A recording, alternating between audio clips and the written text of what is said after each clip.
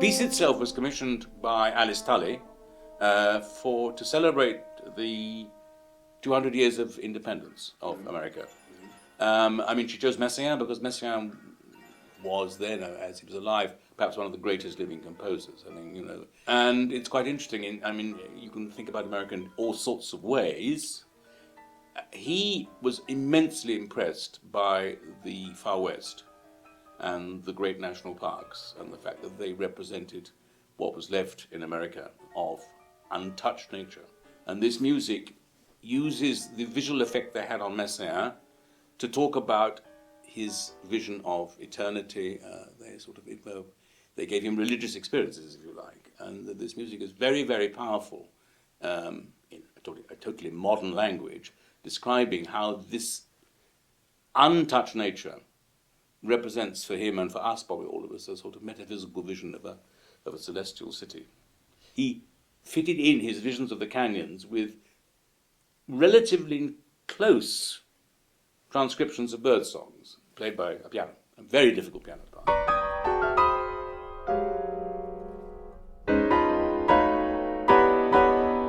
The idea is that it's one huge natural event.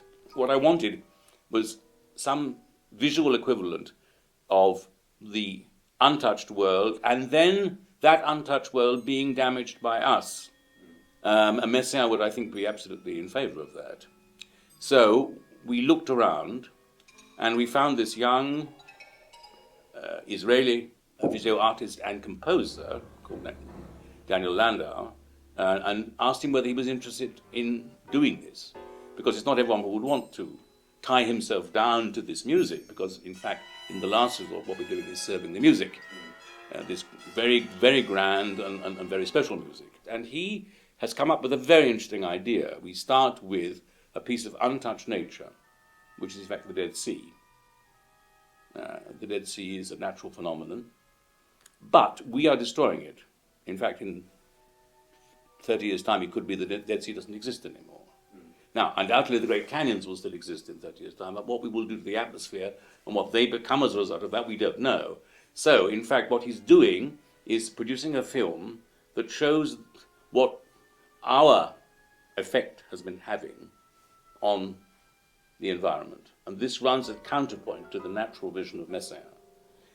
Very daring, if you like, but I think very potent and very important. This will be a sort of mixture between a walk through MoMA and a concert. But I mean, I will show them something that is really a cutting-edge event. I mean, commission a film to go with the music, that's a really rather unique experience.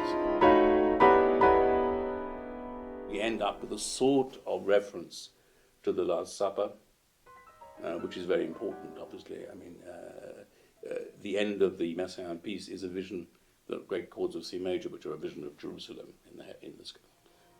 The sky is the celestial city, which is always obsessed Messiaen, and this reference is will be there visually clearly as well.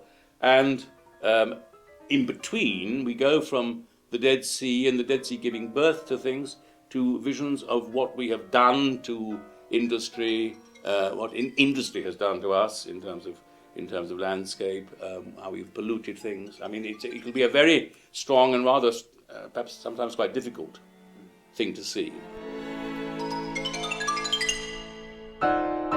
The film will be shown on 3 screens. We have 3 screens hovering above the orchestra, which will be so there's a lot of visual elements going in as well, and possibly also parts of the hall will be used. I mean, he'll use colours not just on the screens but around that. I mean, it'll be a total event.